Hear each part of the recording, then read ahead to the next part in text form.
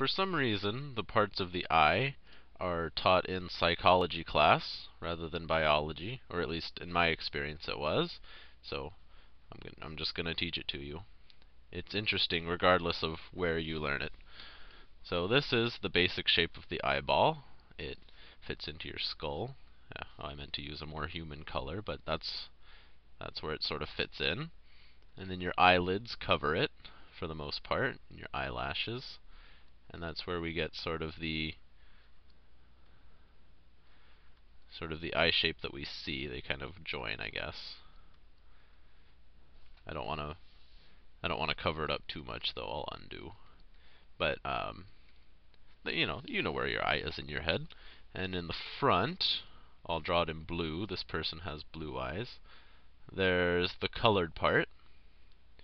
And then in the middle, the black area that you can see, I meant to get black. The black area right here is called the pupil. Pupil. And that's where the light actually comes through. It's black because it doesn't reflect any light. No light bounces off. It just goes right into the eye. And the colored part is the cornea. I guess might as well get terminology. Cornea. And the pupil, we should say, is able to contract and be very small if you're in a high light situation, high brightness, and it can get really big if you're in dark or low brightness. Let's try dark. So there's muscles around it that can kind of make it bigger or smaller. And that's one way that we can draw an analogy to a camera. A camera has a shutter that's sort of drawn like that, and it has a mechanical, opening and closing mechanism, but it actually works a lot the same way as a camera, and I'll continue this analogy as we go. So the pupil, if we draw just the side view of it, kind of zooming in on the pupil area, let's say that this is the whole eye. That's the zoomed in area of the eyeball. The pupil, I keep drawing it in blue. The pupil's the black part, but I'm just using the cornea so I don't use black on black. It sort of has an extra bumpage to it. If you look at someone's eye in profile, you can see a little bit of a bump there. It's not perfectly shaped of the sphere of the eyeball. And because it's a convex lens, convex just means that it's a lens that's bumped, that it doesn't have an inward slope like that. That would be concave. So because it's a convex lens, it refracts the light around, and if you're nearsighted or farsighted, the thing that glasses do is they put another lens in front of you that's either convex or concave to correct the light. If the light comes in like this, it can refract it into your eye at the right angle, and it corrects it, because the blurriness, I think I'll draw another eyeball. The blurriness is if your focal point isn't at the right point. Usually I'll draw the pupil again. The focal point is somewhere in the middle of your eye, so the light coming in kind of bends through it, and it kind of crosses on the inside. I probably should have drawn those straighter. They come in, and then they go straight through to here. It comes in, gets bent through the focal point to the back. So if you're looking at some object over here, it's going to be projected on the back of your eye upside down. But your brain can figure out how to flip that over the right way. It's not really a problem. And even if you wore special glasses that would turn everything upside down, your brain would eventually adjust to that, and you'd be just fine. The focal point isn't actually my phone's going off. It's not a biological thing. It's just part of the optics study, not super important. So we have the pupil, the cornea. There's blood vessels around. That when your eyes get bloodshot, that's what you see red lines. That's just carrying blood to the eye. And I should say that, I'll start with rods and cones.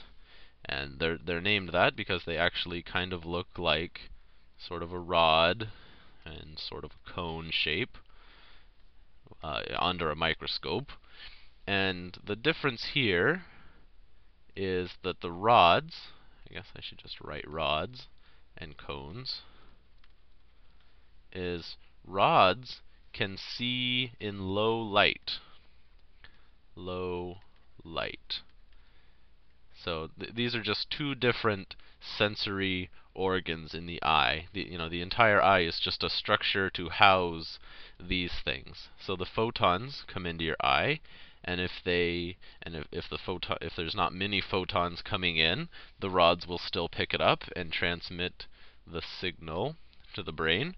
And the cones, on the other hand, are sensitive to color.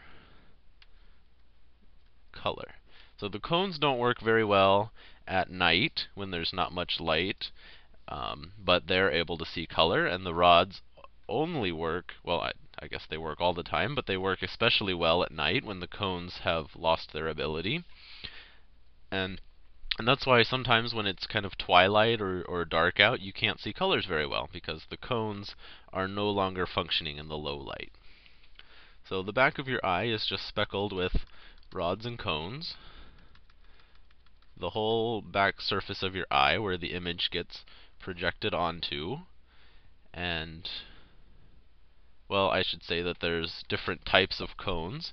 There's, I forget, they're either red, blue, and green, or they might be the cayenne, yellow, blue.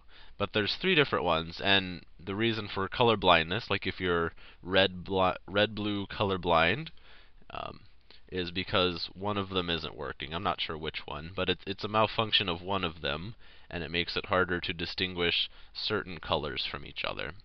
So each cone has a specialty. Its job is to either see red, blue, or yellow, or whichever three it is.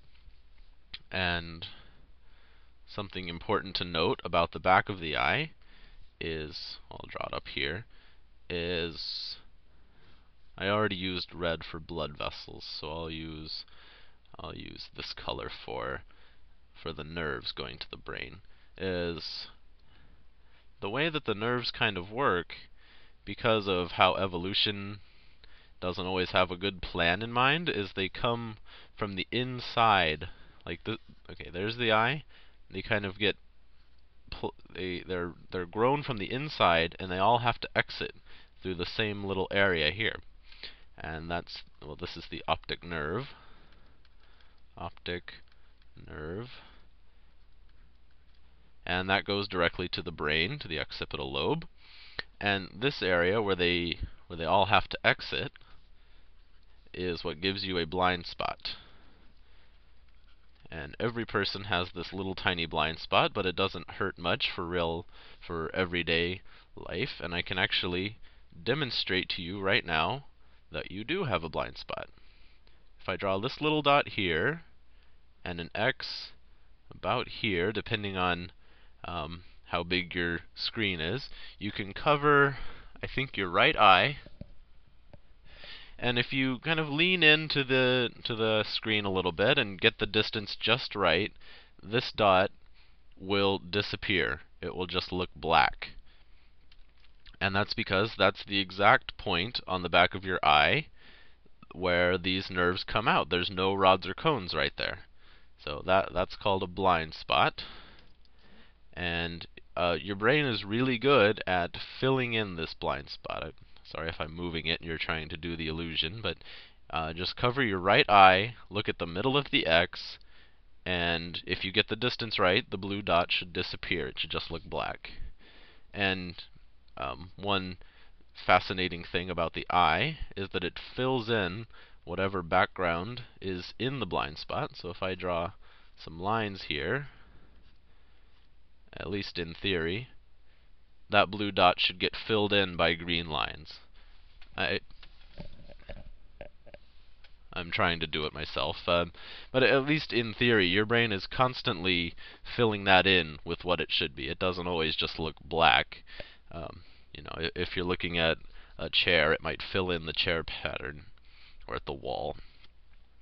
So I don't know what else to say about the eye. There's muscles around that allow it to move, and the inside of the eye is filled with liquid, and I think that's called the vas deferens. I'm not sure if it's a C or an S here, but that's the liquid-filled sac of the eyeball. And I should make a quick note here about the difference between sensation and perception, because I'm not going to do a whole video on just that. It's pretty simple. Is sensation. Sensation is the physical, kind of mechanical thing that's going on. The chemistry of the photons hitting the rods and the electricity going to the brain. That's the sensation. Just the actual thing that can be observed. And then perception,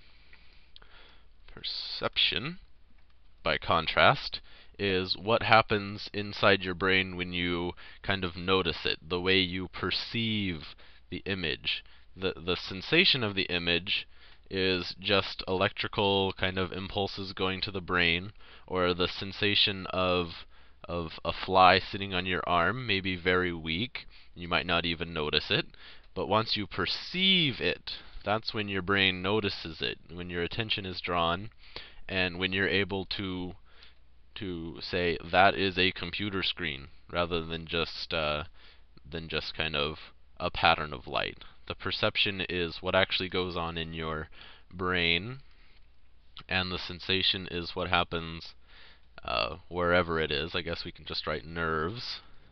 The sensation is the actual phenomenon that we can see, and the perception is what's in your head. And I think that's it for the eye and sensation and perception. See you in the next video.